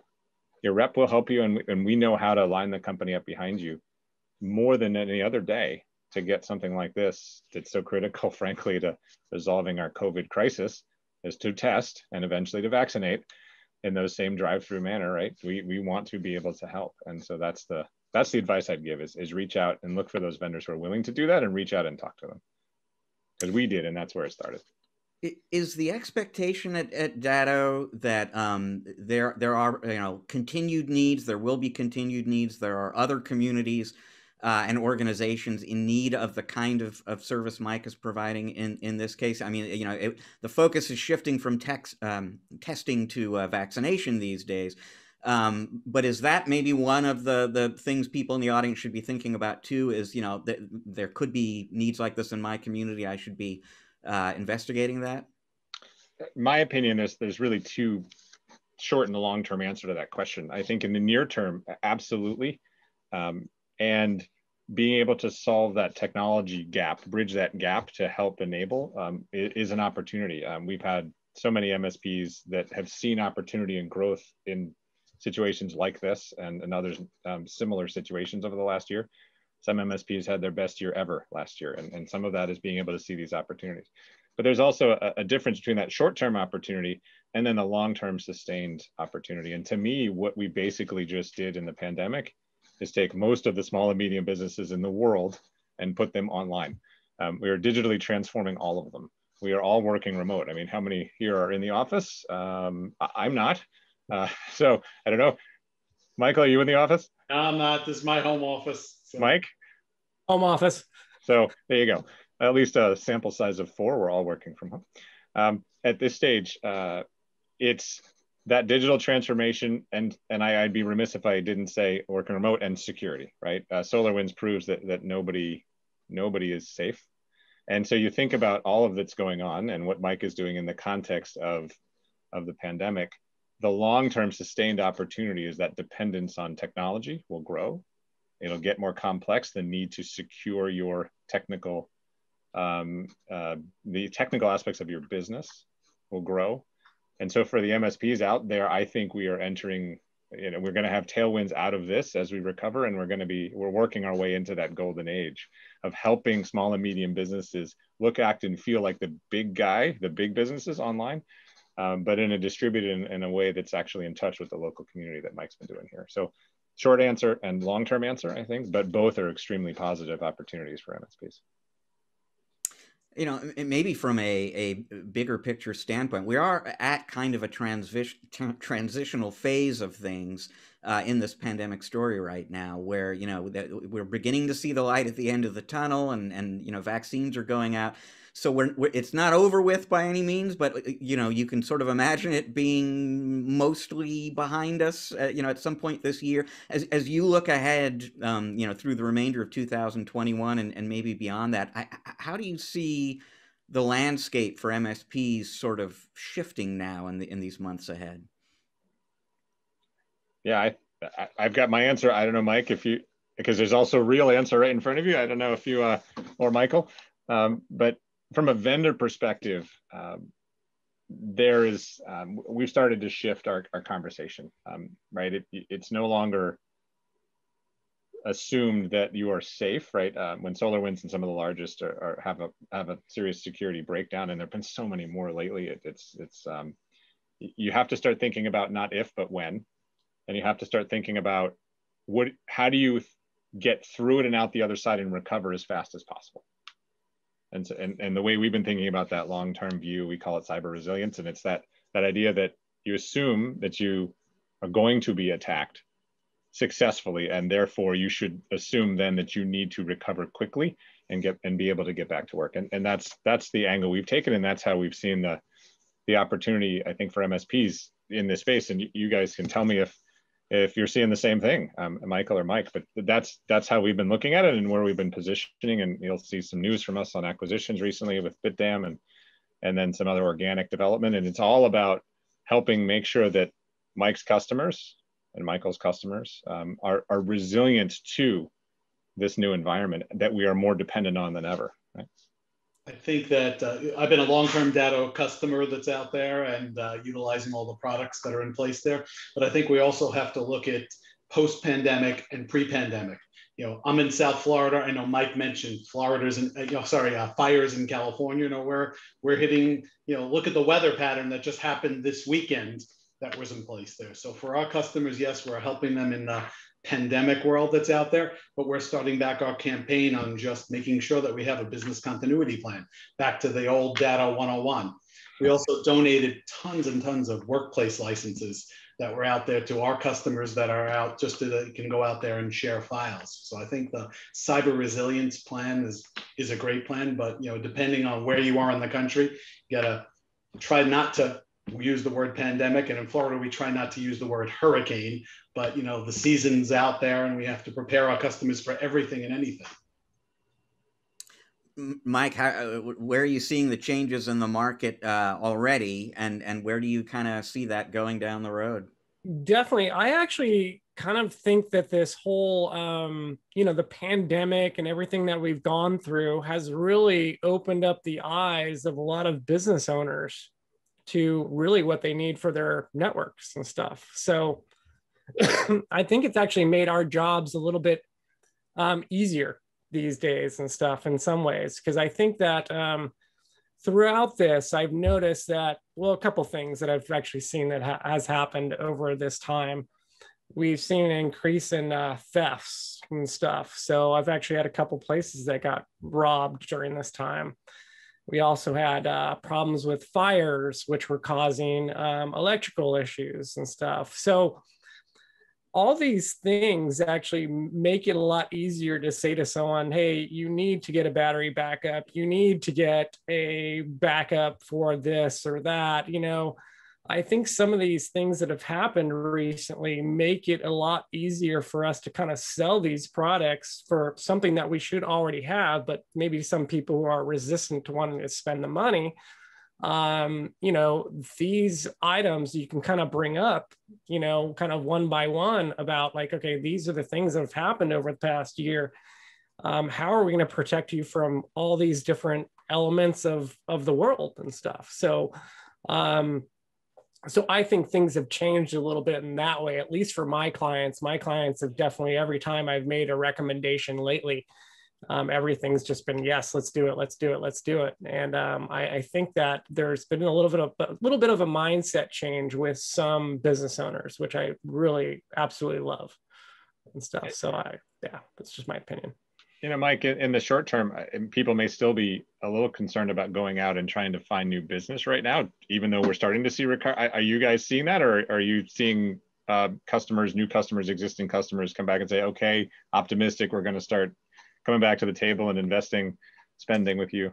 Yeah, I've actually, you know, well, I kind of always have projects going on. So I really don't have necessarily an issue with, you know, money coming in or basically work coming in more than anything. But I don't necessarily see an issue with basically getting more stuff. I'm actually not taking on any new clients, to be honest with you. The COVID clinic itself was a big need and big ask for me. So I'm going to take a little bit of a break after this because I was literally working. Yeah, I worked pretty much every day. I had to be available pretty much 24/7 for the past, you know, God knows how many months and stuff. It feels like years, but it hasn't been that long. So I personally am not taking on any new clients. I am getting more calls and stuff from different people. I do kind of funnel some of my incoming calls to another local company and stuff to get them some more business. So, but you know, projects I honestly think projects are always there as long as you communicate to your client and stuff. That's just my opinion there. And we're coming off of one of our best years ever for our company. We actually just hired 2 new engineers on Monday, so we're seeing a big demand. And Mike, you said if the clients are saying yes to everything, almost everything these days that ties to security or continuity on that, and we're predicting a really big year for us this coming year. I think that people realize their reliance on technology and they can't live without it. On there, even though we try to turn off on some of those things, and we're quadrupling down with our big vendors like Datto. We're starting those pieces in there. Love Market Now, we're out there. I will say that for me personally, I have not actually seen a client since last St. Patrick's Day. I have not seen my employees since then. I'm proud new grandfather. I've had 2 grandchildren since the pandemic is there, and they're close. And I, had a sister-in-law that was heavily affected with COVID. So we've been trying everything possible to stay in contact with our clients, email campaigns, webinars. The Kevin Mitnick demo has been, a great piece. These are things that we actively use all the time, and we've been heavily getting involved in the community. Whether it's chambers of commerces or working with not-for-profits. I love your story, Mike. And one business opportunity is post-pandemic. I think we should all embark on some type of Spartan run around pods so that you can put those pods away and come up with that. I could see a Datto logo on all those pods and climbing up them, having fires burning on them. Oh, sign me up, man. I've been dying for one, let me tell you. Oh, that's awesome. And Market Now, by the way, folks, the reference there, marketing automation platform we provide. That it's a tool to help you build your business. So. And there's apparently a Kevin Mitnick demo in there. Those are always entertaining, and I'm sure very useful with customers. When he asks, don't volunteer your social security number. Yeah. Not in front of an audience live, because he will go find everything there is to know about you. I was wondering if I can hit home on kind of just my experience with Datto by chance. I honestly just want to say that I've dealt with a lot of different vendors throughout my career, and Datto has been the only vendor who has really made me feel like not a number and stuff. So, and I probably have one of the best reps. That Brandon Taylor is just awesome, absolutely awesome. I was so stoked to have him as a rep, number one. He has helped me so much during this project. Datto itself as a whole has helped me out, but I would be calling Brandon like maybe an hour or 2 before shipping had to go out. And I needed COVID clinic would come in and go, hey, we need 30 units. Do you think you can get them tomorrow perhaps? And this was maybe an hour before cutoff time. So I would call Brandon. Brandon would get on the horn with the shipping guys, and they would literally just by the skin of our teeth get it out and stuff every time. So, and then I just was so proud too of Datto basically providing me a support team, a dedicated support team to actually help out with this project. It made me really feel like how much Datto cared about this project and me as a MSP and stuff. So I just can't thank Datto enough, and just how much they were there for me during this project. And they were there through all of the tough times, the crazy times, because I don't know how many times I had to call and say, hey, we need more Dattos tomorrow, and this happened multiple times. And every time Datto came through. Datto absolutely came through. So I just have to say I'm really impressed. So that's my testimonial to you guys, and that's the honest truth. You guys did a phenomenal job. So thank you. Well, thank you. I think there's probably not a more ringing endorsement I could have heard on this podcast. And I'd say to those who are listening and say, I'm back to where I started. If you don't communicate and we don't know, we can't help. So do, if you find an opportunity like Mike did, I know Brandon did an awesome job corralling the company, but that is exactly why we do so much face, like hand, it's not face-to-face anymore, I was going to say, but so much one-on-one, right? You have a sales rep, their role is to help you figure out how to succeed in situations that are out of the ordinary, like this, like a hurricane recovery. I mean, our roots, if you guys remember Sandy, right? Way back in the day, we have pictures of what a data center looks like before it melts down from too much heat, from all those servers where all those workloads are running when local failures during Sandy were a problem. And everything we've done since then is built around helping folks like Mike and Michael in situations like this. So can't say it's been a pleasure enough, but it's been a pleasure to help. Right? There's nothing also in a situation like this where you're helping your community and you're giving back to your community, and we can have a small part to play in that. We're going to do the best we can for you. So. And it's a great illustration of the point you were making, Matt, that you don't want to underestimate what your vendors could potentially do to help you out in a given situation. And the only way to find out what they can do is to ring them up and ask. And you might be surprised by the amount of support that they can provide.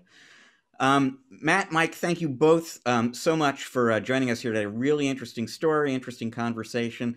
Matt, if folks in the audience wanted to get in touch with you, learn more about you on the socials or what have you, where should they go? I'm easy enough to find. Just Matthew, it's actually matr@datto.com is an easy way to find me if you want to communicate directly. On social media, Matthew T. Richards is easy enough to find in LinkedIn, and I'm pretty active in there on the socials. And of course, Datto Inc. On Twitter, Facebook, LinkedIn. Mike, what about you? Anyone in the audience wants to get a hold of you, where should they go?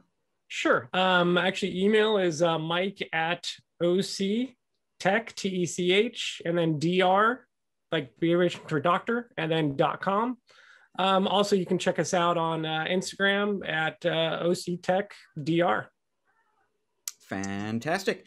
Thank you both again very much. Really interesting stuff. We're going to take a break now. When we come back from that break, Michael and I are going to play a brand new game that I have invented in honor of the date. It is, as we record this, it is April 1st.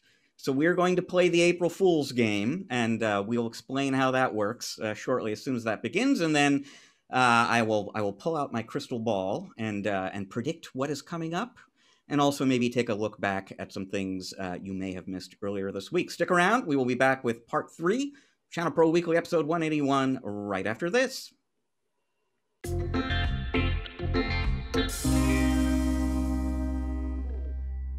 All right, and we're back with part 3 of episode 181 of Channel Pro Weekly. Thanks for staying with us here. Michael, what an interesting story that we just kind of discussed with those folks there. Was there anything about it in particular, either from a sale, like an opportunity standpoint or a technical standpoint? What kind of resonated with you about that particular solution? Ingenuity. To hear that someone is using pods to just put parking lot space in place to try to go out do testing is just unbelievable. And then utilizing these pieces of technology to put it out there. When I first thought the story, I thought it was just a Southern California piece, but to hear that they're expanding this footprint all over the United States that were out there was just kind of amazing. And see a partner like Datto come in and step up and say, this is a great opportunity. I feel for Mike, knowing that, hey, the client needs something today, but, I got to find out where I can get these things, get Datto involved to ship this stuff out, knowing in reality that, lives matter on this. It's not that, oh, you're down, I need some hardware. These people are lining up for testing to get some peace of mind and hope that they're not being, infected and affected by this. This was just such a great down-to-earth story. And I really do. I made the point a little bit earlier on, but it really does bear repeating. I mean, just even thinking about this beyond Datto, there is a lesson in there that you never know how your vendor might come through for you until you ask, and it's like if you make the assumption that there's no way they're going to be able to ship these units that I need in time, or I'm too small to matter to them, they're not, going to prioritize this. It's self-fulfilling prophecy at that point. It really can't hurt typically to find out what's possible. I do always believe you never know until you ask. And I think a lot of our channel vendors stepped up last year in various ways to go out there. And I wasn't ashamed to ask, and a lot of them came through that were out there. And I saw some amazing programs that developed to help out not only us as channel partners, but the community at large itself. It's easy to write a check sometimes. It's harder to come up with a solution and get product behind it. Okay, well, I've been teasing this throughout the entire episode here, but it is finally time to play the April Fool's game. And as I said before, this is normally where Matt and I might normally play 5 questions. It just somehow doesn't feel right to do that without him. So since it is April Fool's Day, I am inventing a new game here, and we'll see how well this works, or if it works at all. And the idea is pretty simple. I'll go ahead and kick things off in a moment here, and I'm going to tell you something about me or about a coworker at Channel. I'm going to make a statement to you, and you are going to guess whether or not this is true or an April Fool's gag. And we will see if I fool you or not, and then you will return the favor for me. I'll take a guess on that. We're going to each try this a couple of times and see how this goes. Did it make sense? Sound good? So we're beta testers. Yeah, precisely. Okay. All right. Okay. So like I said, I'll go first. Give folks an idea how this is gonna work. You and I have spent time together in person on numerous occasions, so you know this in a way that a podcast listener probably doesn't. I am, 5'4" and a fraction, and not like a hefty fella. So not I didn't play basketball in college, for example, but I was the coxswain on my college's rowing team. I was the guy setting the pace, the rhythm, the strategy, because they're looking for a guy with my kind of physical profile, as well as maybe the ability to kind of think strategically a little bit. The minute the coach took a look at me, he figured that's probably our coxswain, and that was something that I did in college. What do you say, Michael? Did that actually happen? Well, you give orders pretty well. You keep the pace of this show going all the time on there. So I'm going to say that you're not pulling my leg, and that's a truth statement. April Fools, I gotcha. Wow. Now, and I've said this, I think, before on the podcast, and I mean it as sincerely as possible every time I say it. I don't even, it doesn't matter who you are. I am the least athletic person you have ever met. And this is so true that even to be a coxswain on a rowing team, which is not a terribly athletic gig, is probably beyond my... I view you as good at giving orders out there. You're organized, straight to the point there, I guess. Yeah. Sounds like a fun job. I did kind of think, I remember once upon a time, should I, because it would be kind of an interesting gig, and I was, physically at least, I was made for it. Okay, I got you. Your turn. Bring it on. All right, so I'm a little bigger than you and tend to maybe eat a little more and, maybe not as in shape. But in my high school days, I was a competitive swimmer. I swam long distance swimming, and I actually got 3 city awards. I went to Far Rockaway High School, and I won 3 city championship awards in long distance swimming. I like it. I think that happened, Michael. I guess I couldn't trick you on that, but yeah, I was a competitive swimmer. I was, in Queens. I was in one of these high schools that were, I think, in the 20s. They built 6 identical high schools. We had an indoor tiled pool that was out there, and I started swimming. I was a little slow off the block of some of these short races, but I went out there and I used to swim, 500 yards. It was 20 laps in the 20 laps in the pool that were out there, and it was a lot of fun. I couldn't ever shake the smell of chlorine off of me for the 4 years that were out there. When I went into college, I got in to attempt to swim collegiately, but I just couldn't keep up with it after 4 years of sogginess in the pool. 20 laps. That is an endurance test. How long a race is that? You know what? I don't remember the times that are out there, but you know, you're in that pool, and what they would do is that they would lean over into the pool and they put numbers in there so you'd know, because you lose track of laps for a while. It was crazy. And I did swim butterfly also out there, but it was, you know, you're in there, and you know, I went back and I hated it in training, but the peacefulness of you swimming, you don't hear anything, you're in that water, you go out there and you almost became like a machine. But could not shake that chlorine smell of a crazy feeling in my hair for 4 years. Okay. Well, here comes my second one. And this, rather than being about me, this concerns ChannelPro's Joel Zadespinner, who we have spoken about earlier on the program here. So he's the mayor of the channel, Joel. He's been in IT for years and years and years, and different capacities for different publications and so on through the years. But IT publishing isn't the only thing that he has done in his life. So at an early time in his professional life, Joel, many people don't know, worked in the clothing industry, the retail clothing industry, as a matter of fact. Did that happen, Michael? Joel in retail clothing. Wow. I'm going to say that it's your April Fools, because I can't imagine Joel. I got you twice, because this actually happened. So, and I don't know the timing, like when this happened, but Joel and his wife owned a menswear store, I want to say in Brooklyn, once upon a time, before they moved to Florida. And the thing, the little vestige of this that stays with him, and this is a game you can try with him, or anyone listening, next time you see Joel, you can try, to this day, and this has got to be decades later, he can just kind of give you a once over, glance at you, and guess your sport coat size with like 98% accuracy. That's amazing. I will try that next time. I'll joke about it. He'll be listening to here. And Joel, no offense, I didn't mean that you aren't a fashionable person. I just pictured you in sales of something other than clothing. That's funny.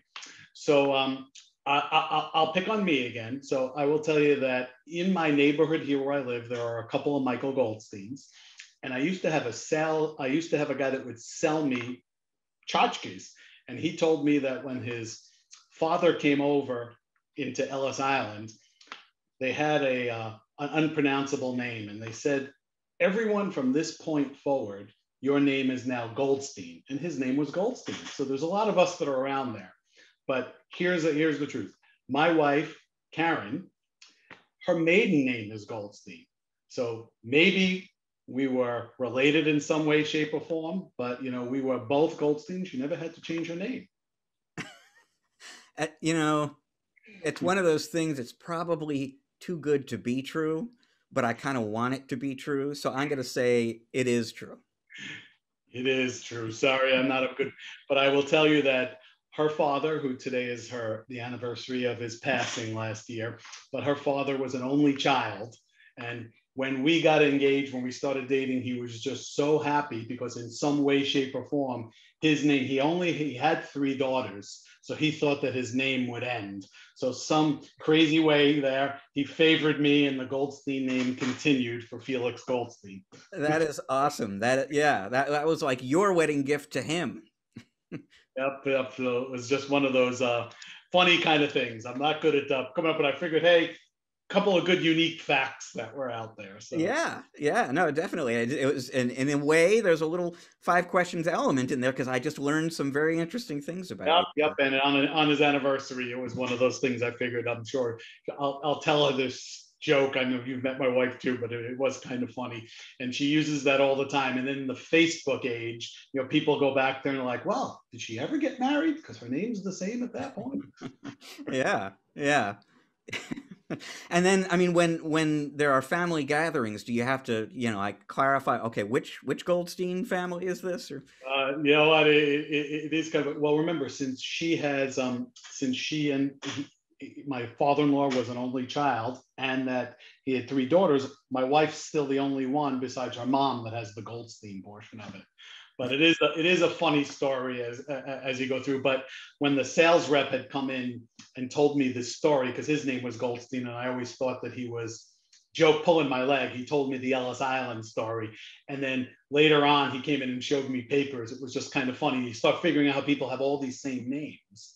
And like I said, the guy in Ellis Island just said, hey, from here, there. And that was it. His name was Bruce Goldstein, and told me the story. It was just one of those funny kind of things. That is an awesome story. Well, Michael, thank you for playing the very first running of the April Fool's game. We will see if a year from now, Matt and I revive this, but that was fun for me. Certainly, I'm glad we did that, and I appreciate you joining in. I appreciate having me. Now, ordinarily, what we would do at this point in the show is we would have a museum selection from Matt's Tech Museum, and then Matt would do a tech pick. Because he's on break this week, we're going to skip those two segments and go right ahead to what would normally happen after that, which is when I take a look back at some stuff from the week that was that maybe you didn't hear about, and gaze into my crystal ball and predict what will be coming up next week that perhaps you need to know about. So in terms of, figuring out what happened last week, you want to catch up on that. A great way to do that every Friday is to go to ChannelProNetwork.com and read our In Case You Missed It post, which rounds up all sorts of news that may or may not have escaped your attention this week. It's written by our own James Gaskin. This week, some stories that probably didn't escape your attention. There was a lot of news from Cisco because they... we're doing a conference. There is a new channel chief at Microsoft, which is really interesting, and I'm hoping to get him someday, maybe even on the podcast. This is somebody I have interviewed in the past. And then a whole new multi-cloud management and licensing platform from VMware. And then something goofy that I'm sure James will have dug up for us as well. There's always that little treat in the bottom of the Cracker Jack box that James works into the column there. And then looking ahead to next week, Fortinet is holding their Cloud Security Summit event online in cyberspace. There's some news coming from the hardware world that I guarantee you is going to get a lot of attention, not controversial, but definitely interesting. And I'm quite positive that we'll be talking about that on the next episode of Channel Pro Weekly. And then, of course, as I mentioned, next week coming up is the Channel Pro Managed Services and Cloud Computing online summit event. Takes place April 7th. You can learn all about it at events.channelpronetwork.com. This is a virtual event, so we never run out of room, people. There is still time to register, as long as you're listening to this before April 7th. We've got sessions coming up about cloud management, which is a headache that a lot of people are dealing with right now. How do you efficiently manage all these different cloud platforms? We have got a great session from somebody who concentrates the bulk of her time. She works at an MSP, but is their chief marketing officer. And if you want to hear some really great marketing ideas for MSPs, we've got a session about that. We've got a session about the benefits and the how-to of standardizing, which we were talking about before, and specializing and scaling your business for growth. So all sorts of great stuff coming up next week. Events.channelpronetwork.com. Like I said, go ahead. There's still time to sign up, and I hope to see you out there along with Michael in our virtual audience. Now, because we are doing that show next week, we will not actually have an episode of the podcast next week. So we're going to be back with episode 182 in 2 weeks, which means if you are jonesing for the sound of Matt's voice, you're going to have to wait another week before he is back, but he will be back for episode 182. Michael, thank you so much for being on the podcast with us again. So it was a blast. It's always a pleasure to be on this show, and great seeing you, and I can't wait to see you again in person. Ditto, absolutely. For folks out there who want to get in touch with you, maybe learn more about you, learn more about your business, how can people get in contact with you? Sure. I'm on LinkedIn. I'm actually Michael A. Goldstein, so that you can find the right Michael Goldstein. M. Goldstein at LANinfotech.com. Fantastic. Well, folks, again, thank you so much for listening to the show. We're going to be back in a couple of weeks with episode 182.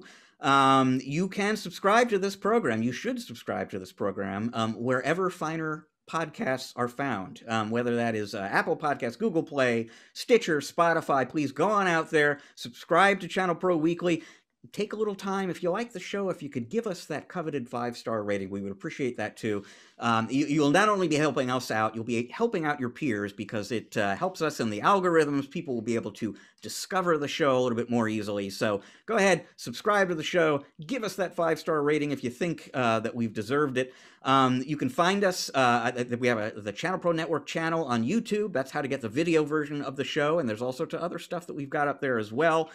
You can email us with your thoughts, your suggestions, your complaints and gripes to podcast@channelpronetwork.com anytime. Get the latest reporting from us on stuff like what Ingram and Acronis are up to, and this 9 questions for the Superstar, Channel Pro, all that kind of good stuff is up on channelpronetwork.com. New content for you every day. Check that out. And again, one last time, because I can't stop myself, events.channelpronetwork.com to join us at the conference next week, and at any of the others we'll be doing this year, because we've got one going a month, every month through the end of 2021. Thank you, folks, again for listening. We're going to be back again with another episode for you coming up here in just a couple of weeks. Until then, we will be in touch. Goodbye.